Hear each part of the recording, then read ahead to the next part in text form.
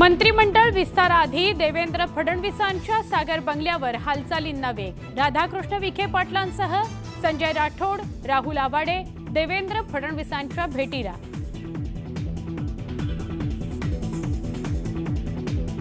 शिवसेनेचे संभाव्य मंत्री शिंदेंच्या फोनच्या प्रतीक्षेत। कुटुंबियांसह प्रमुख पदाधिकारी नागपूरला जाण्याच्या तयारीत। शिवसेनेची यादी उशिरा गेल्यानं नागपुरात मंत्रिमंडळ विस्तार। न्यूज 18 लोकमतला सूत्रांची माहिती। नगरविकास खात्याकरता शिंदे आग्रही असल्याची माहिती। महायुतीतील पक्षांकडून एकमेकांच्या विरोधातील फाईल्स बाहेर यायला सुरुवात। नागपूर अधिवेशनात स्फोट होईल। संजय राऊतांचा सुतोवाच।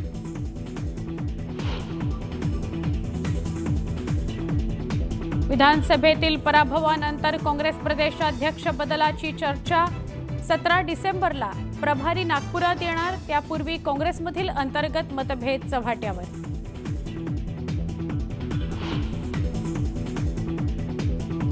आदित्य ठाकरे आज दादरमधील हनुमान मंदिराला भेट देणार, तर सोमय्या दुपारी 4 वाजता मंदिरात जाणार। 80 वर्ष जुन्या मंदिराला रेल्वे प्रशासनाकडून नोटीस आल्यानं भाविकांचा संताप।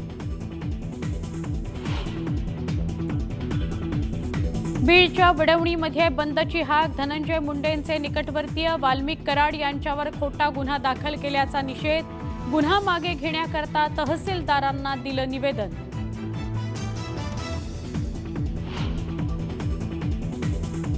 हिंगोलीत 43 महिलांना शस्त्रक्रियेनंतर जमिनीवर झोपवल्याचा धक्कादायक प्रकार। बेड उपलब्ध नसल्यानं जमिनीवर झोपवलं। बाळापूर ग्रामीण रुग्णालयातला कारभार।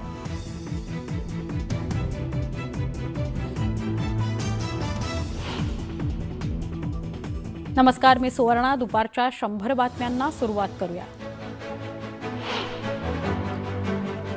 राज्य मंत्रिमंडळाचा फॉर्म्युला ठरला असून महायुतीच्या यादीवर आज शिक्कामोर्तब होणार असल्याची माहिती आहे। भाजप, शिवसेना आणि राष्ट्रवादी काँग्रेसमध्ये मंत्रिपद कोणाला मिळणार याची यादी दिल्लीत पोहोचलेली आहे। या यादीवर हायकमांडकडून शिक्कामोर्तब होईल। उपमुख्यमंत्री एकनाथ शिंदेंनी मुख्यमंत्री देवेंद्र फडणवीसांकडे शिवसेना मंत्र्यांची यादी दिली आहे। दरम्यान शिंदेंच्या मंत्र्यांची यादी उशिरा दिली गेल्यानं नागपुरात शपथविधी होणार असल्याचं कळतं। शिवसेनेचे संभाव्य मंत्री उपमुख्यमंत्री एकनाथ शिंदेंच्या फोनच्या प्रतीक्षेत आहेत। शिवसेनेच्या मंत्रिपदाच्या यादीत निम्मे मंत्री नवे असणार आहेत असं कळतंय। फडणवीसांच्या सागर बंगल्यावर नेत्यांच्या भेटीगाठी वाढलेल्या आहेत। माजी मंत्री राधाकृष्ण विखे पाटील, प्रकाश सोळंके, राहुल आवाडे यांनी देवेंद्र फडणवीसांची आज सकाळी भेट घेतली। शिवसेनेत मंत्रिपदासाठी जोरदार लॉबिंग सुरू आहे। मंत्रिमंडळ विस्ताराआधी दीपक केसरकरांसह तानाजी सावंत, भरत गोगावले, उदय सामंत यांनी एकनाथ शिंदे यांची भेट घेतली। महायुतीचा मंत्रिमंडळ विस्तार आता 15 डिसेंबरला नागपुरात होणार असल्याची माहिती वरिष्ठ सूत्रांनी दिली आहे। मुंबईऐवजी नागपुरात मंत्रिमंडळ विस्तार होणार असल्याची माहिती आहे। नागपुरामध्ये उद्या मंत्रिमंडळाचा विस्तार होणार आहे। न्यूज 18 लोकमतला सूत्रांनी माहिती दिली आहे। यातच आता मुख्यमंत्री देवेंद्र फडणवीस स्वतः संभाव्य मंत्र्यांना फोन करणार आहेत। शपथविधी करता उपस्थित रहा अशा सूचना देणार आहेत। बहुमत असूनही मंत्रिमंडळ विस्तार नाही। मलाईदार खात्यांकरता महिनाभर विस्तार केलेला नाही अशी टीका संजय राऊतांनी केली। भाजपला मंत्री ठरवण्याकरता दिल्लीत जावं लागतं असा घणाघात संजय राऊतांनी केला। मंत्रिमंडळ विस्तार कुठेही करा, आम्हाला काहीही देणं घेणं नाही। सरकार आल्यानंतर आम्हाला सोयाबीन कापसाला भाव हवा, शेतकऱ्यांची कर्जमुक्ती हवी अशी मागणी विजय वडेट्टीवारांनी केली। भाजपने शिवसेनेला संपवण्याकरता गद्दार गटाची निर्मिती केली। त्या गद्दार गटाचा वापर करून त्यांना फेकून देणार अशी टीका विनायक राऊतांनी केली। आता शिंदे आणि दादासमोर भाजप तो तुकडा टाकेल तो त्यांना घ्यावा लागेल असं विनायक राऊत म्हणाले। भाजपला शिवसेनेनं हिंदुत्व शिकवलं। भाजपच्या लोकांना बाळासाहेबांनी हिंदुत्वाच्या वाटेवर नेलं असं खासदार संजय राऊत म्हणाले। भाजप म्हणजे हिंदुत्वाचा बाप बनले का असा सवाल संजय राऊतांनी केला।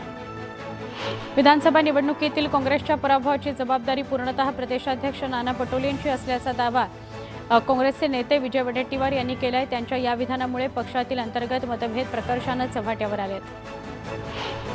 मुख्यमंत्री देवेंद्र फडणवीसांच्या स्वागताकरता नागपूर सज्ज झालंय। नागपूर विमानतळापासून फडणवीसांच्या धरमपेठ निवासस्थानापर्यंत भव्य मिरवणुका काढण्यात येणार आहेत। विधिमंडळाचं हिवाळी अधिवेशन नागपुरात 16 डिसेंबरपासून सुरू होणार आहे। त्यासाठी पोलीस प्रशासन सज्ज असून यंदा जवळपास 7,500 पोलीस अधिकारी आणि कर्मचारी तैनात ठेवण्यात आलेत। सोमवारपासून नागपूरमध्ये होणाऱ्या विधिमंडळाच्या हिवाळी अधिवेशनात शेतकऱ्यांना कर्जमाफी होण्याची शक्यता दुरावली आहे। त्यामुळे शेतकऱ्यांचा हिरमोड होणारे पहिल्याच अधिवेशनात शेतकरी कर्जमाफी होण्याची शेतकऱ्यांना अपेक्षा आहे। विधानसभा अधिवेशनाच्या पूर्वसंध्येला नागपुरात राष्ट्रवादी काँग्रेसचा भव्य मेळावा होणार आहे। या मेळाव्यात उपमुख्यमंत्री अजित पवार, प्रफुल्ल पटेल, सुनील तटकरे यांच्यासह अनेक नेते उपस्थित राहणार आहेत। विदर्भातील आमदारांचा यावेळी सत्कारही होणार आहे। उपमुख्यमंत्री अजित पवार आज बारामती दौऱ्यावर आहेत। दरम्यान यावेळी अजित पवारांनी विविध विकास कामांची पाहणी केली। राज ठाकरेंनी पुण्यातील नेत्यांना महापालिकेसाठी बैठकांना सुरुवात करा असे आदेश दिलेत। पुणे शहरातील मनसे कार्यकर्त्यांची बैठक झाली असून त्यात प्रभागनिहाय माहिती घेत महापालिकेच्या तयारीला लागण्याच्या सूचना देण्यात आल्या आहेत। वर्ध्याच्या देवळी मतदारसंघाचे भाजप आमदार राजेश बक्काने यांनी ग्रामस्थांच्या समस्या जाणून घेत विकास कामांचा शुभारंभ केला। माजी जिल्हा परिषद अध्यक्ष शशांक घोडमारे यांनी रस्ते, पाणी, रोजगाराचा प्रश्न सोडवावा अशी मागणी केली आहे। निवडणूक काळात सामान्य नागरिकांना दिलेल्या आश्वासनांची पूर्तता करावी याची आठवण करून देण्याकरता वर्ध्यात किसान अधिकार अभियानाच्या वतीने आंदोलन करण्यात आले। जिल्हाधिकाऱ्यांच्या मार्फत सरकारला निवेदन देत मागणी पूर्ण न झाल्यास आंदोलन करण्याचा इशारा शेतकरी नेते अविनाश काकडे यांनी दिला। कराड उत्तरचे आमदार मनोज घोरपडे यांची कराड इथं शासकीय अधिकाऱ्यांसोबत आढावा बैठक पार पडली। यावेळी त्यांनी कराड उत्तर विधानसभा मतदारसंघ 4 तालुक्यात विभागला असून प्रत्येक महिन्याला जनता दरबार होणार आहे अशी माहिती दिली। दत्त जयंतीनिमित्त शिर्डीच्या साई मंदिरात उत्साह बघायला मिळतोय। साई समाधी मंदिरासह मंदिर परिसराला आकर्षक फुलांची सजावट करण्यात आली आहे। यावेळी साईबाबांच्या दर्शनाला भाविकांनी मोठी गर्दी केली। दत्त जयंतीनिमित्त शेकडोंच्या संख्येने पायी पालख्या घेऊन साई भक्त शिर्डीत दाखल झालेत। साई नगरीमध्ये भाविकांची अलोट गर्दी बघायला मिळते। साई नामाच्या जयघोषाने शिर्डी नगरी दुमदुमली आहे। दत्त जयंतीनिमित्ताने कुडाळमधील श्री क्षेत्र माणगावमध्ये दत्त मंदिरात दत्त जन्मोत्सव साजरा केला जातो। यावेळी दत्त नामाचा अखंड जयघोष करण्यात येतोय। भडगाव इथल्या श्री स्वामी समर्थ सेवा केंद्रात श्री दत्त जयंतीनिमित्त अखंड पारायण करण्यात आलं। यावेळी यज्ञ सप्ताह देखील संपन्न होतोय। यावेळी 300 सेवेकऱ्यांनी सहभाग घेतला। खेड तालुक्यातील दत्त मंदिरात अखंड हरिनाम सप्ताह सोहळा संपन्न होत असून विठू नामाचा गजर करत टाळमृदुंगाच्या साथीत कीर्तनकारांच्या कीर्तन सेवेचं आयोजन करण्यात आलंय। सप्ताह सोहळ्याला वारकऱ्यांनी मोठी गर्दी केली। वाल्मिक कराड यांच्या राजकीय द्वेषापोटी खोटा गुन्हा दाखल केल्याच्या निषेधार्थ आज बीडच्या वडवणी शहरात कडकडीत बंद पाळून निषेध नोंदवला गेला। यावेळी वाल्मिक कराड समर्थकांनी पायी रॅली काढून घोषणाबाजी केली। वाल्मिक कराड यांच्यावर राजकीय द्वेषातून गुन्हा दाखल करण्यात आलाय, तो मागे घेण्यात यावा असा दावा वाल्मिक कराड यांनी केला। यावेळी बीड कल्याण महामार्गावर रास्ता रोको केल्याने वाहनांच्या लांबच लांब रांगा लागल्या होत्या। पिसे विद्युत उपकेंद्रातील मुख्य ट्रान्सफॉर्मरमध्ये बिघाड झाल्याने 20 पंपांपैकी 6 पंप बंद झाले। त्यामुळे 2 दिवस भिवंडीत आणि ठाण्यात 15% पाणी कपात करण्यात येणार आहे। राज्यभरातील रेशन दुकानांमध्ये धान्य वितरण रखडलंय। ई-पॉस मशीन सुरळीत चालत नसल्याने धान्य वाटपात अडथळा निर्माण झालेला आहे। कराडच्या शिवशंकर पतसंस्थेमध्ये 13 कोटींचा अपहार झालाय। या प्रकरणी संचालक आणि कर्मचाऱ्यांना कराड पोलीस पाठीशी घालत असल्याचा आरोप ठेवीदारांनी केलाय। यावेळी ठेवीदारांनी बुधवारी लाक्षणिक उपोषणाचा इशारा दिला। वर्ध्याच्या आर्वी तालुक्यातील खरांगणामध्ये संत काळे महाराज यांच्या पुण्यतिथी सोहळ्यानिमित्त विविध धार्मिक सोहळ्यांचं आयोजन करण्यात आलंय। मंदिरातून निघालेली पालखी, भजनी मंडळ, घोडा, वाजंत्री यासह गावातून प्रदक्षिणा घालत मंदिरात पोहोचली।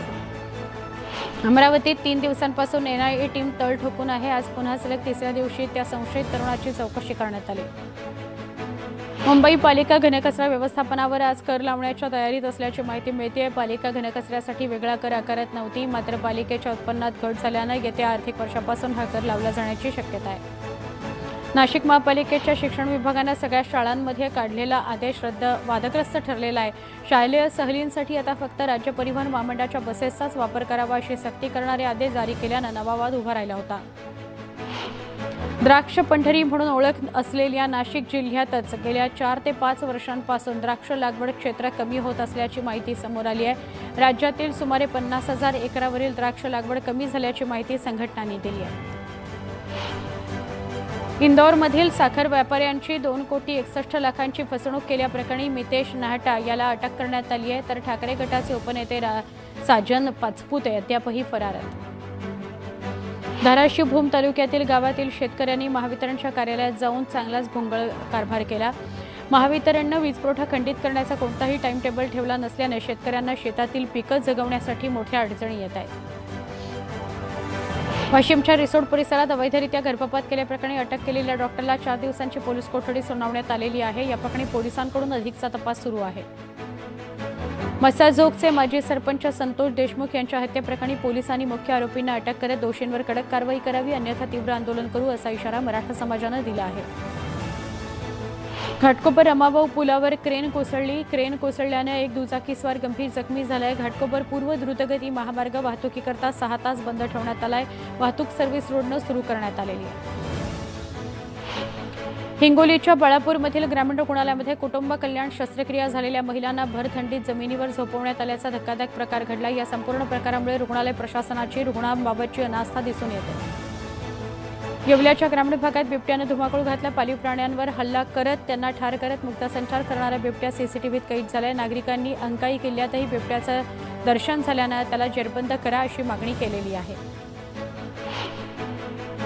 वर्धा जिल्ह्यात यंदा अपघातात 148 जणांचा जीव गेलाय। डोक्याला मार लागल्याने मृत्यू झालेल्यांची संख्या यात जास्त आहे, मात्र गेल्या वर्षीच्या तुलनेत मृतकांचा आकडा कमी आहे। भिवंडीत नागाव गावच्या हद्दीत दुचाकीस्वार दुचाकीसह ड्रेनेज पाईपलाईनच्या खड्ड्यात पडला। अपघातात दुचाकीस्वार जखमी झालेला आहे। जेसीबीच्या सहाय्याने दुचाकी बाहेर काढण्यात आली। जम्मू काश्मीरमध्ये लासल गावातील कांद्यापाठोपाठ आता मक्याचीही आवक करण्यात येते। 2600 टन मका घेऊन 42 वॅगनची रेल्वे बारी ब्राह्मणाला रवाना झाली। धाराशिव जिल्ह्यातील कौडगाव हे द्राक्षाकरता प्रसिद्ध आहे, मात्र द्राक्षाला अपेक्षित फळ नसल्यामुळे आणि ढगाळ वातावरणामुळे द्राक्ष पिकावर रोगाचा प्रादुर्भाव झाला। यामुळे द्राक्ष उत्पादक शेतकरी याने आपल्या बागेला छाटून टाकण्याचं काम केलं। मनमाडसह नाशिक जिल्ह्यातील बाजार समित्यांसोबत किरकोळ बाजारात मेथी, कोथिंबीर, शेपूला कवडीमोल भाव मिळतोय। लसूणचे भाव देखील 500 रुपयांवरून 150 रुपयांवर आल्यानं ग्राहकांना दिलासा मिळाला आहे। बोदवड तालुक्यातील लोणवाडी ते शिरसाळा मारुती इथं दरवर्षीप्रमाणे पायी वारीचं प्रस्थान करण्यात आलं। तसंच भाविकांची मोठ्या संख्येने गर्दीही बघायला मिळाली। शासकीय धान खरेदी केंद्रावर धानाची विक्री करण्याकरता ऑनलाईन नोंदणी करणं आवश्यक आहे। नोंदणी करण्याची मुदत 31 डिसेंबरपर्यंत वाढवण्यात आलेली आहे। गोंदियात आतापर्यंत 1,17,913 शेतकऱ्यांनी नोंदणी केलेली आहे। सोलापूरच्या कृषी उत्पन्न बाजार समितीत कांद्याच्या दरात घसरण झाली। प्रति किलो 75 रुपयांवर असलेले कांद्याचे दर 21 रुपयांनी कमी होऊन 54 रुपयांवर गेले। यवतमाळच्या पंढरकवडा वनपरिक्षेत्रामध्ये अवैधरित्या मौल्यवान खैर वृक्षतोड करणाऱ्या 6 तस्करांना वनविभागाच्या पथकाने रंगेहात पकडलं। या कारवाईत 35 लाखांच्या मुद्देमालासह 6 आरोपींना अटक करण्यात आली। चिपळूण तालुक्यातील खोपी पिंपळवाडी या धरणाच्या कामाला आता गती मिळालेली आहे। 1985 सालापासून हे धरण रखडलं होतं, मात्र आता या धरणाच्या सुशोभीकरणापासून ते सीसीटीव्ही लावण्यापर्यंत सगळ्या कामांना गती आलेली आहे। अहिल्यानगरमध्ये पोलीस दलातील कर्मचाऱ्यांची बदली होऊनही कर्मचाऱ्यांना कार्यमुक्त न करता संलग्न कामात करण्यात आलं। अशा बदली कर्मचाऱ्यांना 2 दिवसात कार्यमुक्त न केल्यास शिस्तभंगाची कारवाई करण्याचा इशारा देण्यात आला आहे। बनावट औषधांचा गैरप्रकार समोर आल्यानंतर संभाजीनगरातील मिनी घाटी हॉस्पिटलमध्ये नव्यानं खरेदी केलेली औषधं सील करण्यात आली। या 14 कोटींच्या 257 प्रकारच्या औषधांची आता तपासणी करूनच वापरण्यासाठी ती देण्यात येतील। अहिल्यानगर पालिकेनं हाती घेतलेली अतिक्रमणांवरील कारवाई आणखी तीव्र करण्यात यावी असे आदेश आयुक्तांनी दिलेत। यासाठी त्यांनी अतिक्रमणधारकांना 2 दिवसांचा अल्टिमेटम दिलाय। गोंदिया जिल्ह्यातील अर्जुनी मोरगाव तालुक्यातील धान मळणीकरता शेतात ठेवलेल्या धान्याला अचानक आग लागली। या आगीत धान्य संपूर्ण जळून खाक झालं। 850 भाऱ्यांचे पुंजणे जाळले। सोलापूर जिल्ह्यातील लक्ष्मी टाकळी ग्रामपंचायतीने ईव्हीएम मशीनच्या समर्थनार्थ ठराव केला। यावेळी सोलापूरच्या जिल्हाधिकाऱ्यांना निवेदन देत ईव्हीएमवरच मतदान घेतलं जावं अशी मागणी त्यांनी केली। छत्रपती संभाजीनगरातील कचरा संकलनाचं काम करणाऱ्या रेड्डी कंपनीच्या कामगारांनी किमान वेतनाकरता 17 डिसेंबरपासून कामबंद आंदोलनाचा इशारा दिलाय। यावेळी झालेल्या बैठकीत कर्मचाऱ्यांनी भंगार विकू नये असे आदेश देण्यात आले। धरणगाव चोपडा रोडवर पिंपळे फाट्याजवळ एसटी बसचा भीषण अपघात झाला। या अपघातात एकाचा मृत्यू झाला, 21 प्रवासी गंभीर जखमी झाले। कोरेगाव भीमा इथं शौर्य दिन साजरा केला जाणार आहे। यासाठी हायकोर्टाने राज्य सरकारला परवानगी दिलेली आहे। 22 डिसेंबर ते 5 जानेवारी दरम्यान तयारी करण्यात येईल। मुंबई नागपूर समृद्धी महामार्गावरून सुरत मार्गे थेट दिल्लीला जाता येणार आहे, कारण काम पूर्ण झाल्यावर मुंबई नागपूर समृद्धी महामार्ग आणि मुंबई दिल्ली महामार्ग एकमेकांना जोडले जाणार आहेत। महाराष्ट्रातील ही सगळ्यात मोठी कनेक्टिव्हिटी आहे। पुणे नाशिक हा 5.5 तासांचा प्रवास आता अवघ्या 2 तासांवर येणार आहे। Pune Nashik semi high speed railway प्रकल्पाचा नवीन प्रकल्प अहवाल अंतिम टप्प्यात आहे, त्यामुळे या प्रकल्पाचं काम लवकरच सुरू होईल। पुण्यामध्ये गेल्या 6 वर्षांच्या घरांच्या किमतीत वाघोली भागात सर्वाधिक 37% वाढ नोंदवण्यात आली आहे। याचवेळी गृहप्रकल्पांकरता वाकड भागाला सर्वाधिक पसंती असल्याचं समोर आलंय। रेशन दुकानामार्फत शिधाधारकांना गेल्या 8 महिन्यांपासून शासनानं साखर दिली नाही। लाखो लाभार्थ्यांना शेकडो रुपयांचं रेशन अगदी मोफत वितरित केलं जात असताना 1 किलो साखरेकरता शासनाकडे निधी नाही का, असा प्रश्न विचारला जातोय। सोन्याच्या दरात 1400 रुपयांची घसरण झाली, तर चांदीच्या दरात 4200 रुपयांनी घसरण झाली आहे, त्यामुळे सर्वसामान्यांना काहीसा दिलासा मिळाला आहे। वारकऱ्यांसाठी आनंदाची बातमी, आता विठुरायाचं दर्शन अवघ्या 2 तासात होणार आहे। टोकन दर्शन पद्धत सुरू करण्याचा निर्णय मंदिर समितीने घेतलाय। फेब्रुवारीपासून टोकन दर्शन पद्धतीला सुरुवात होणार आहे। लोकलच्या तिन्ही मार्गांवर रविवारी मेगा ब्लॉक घेण्यात येणार आहे। प्रवाशांना मनस्तापाला सामोरं जावं लागणार आहे। मध्य रेल्वेवर विद्याविहार आणि ठाणे स्थानकांदरम्यान सकाळी 8 ते 12 या कालावधीत ब्लॉक घेण्यात येणार आहे। अप आणि डाऊन मार्गावरील गाड्यांचं वेळापत्रक त्यामुळे विस्कळीत होणार आहे। कुर्ला बेस्ट बस अपघातानंतर आता एसटी महामंडळ ॲक्शन मोडवर आलेलं आहे। त्या पार्श्वभूमीवर एसटी कर्मचारी, व्यवस्थापन आणि बस पुरवणाऱ्या खासगी कंपन्यांकरता काही मार्गदर्शक सूचना जारी करण्यात आल्या। त्यानुसार नियम न पाळल्यास कारवाई होणार आहे।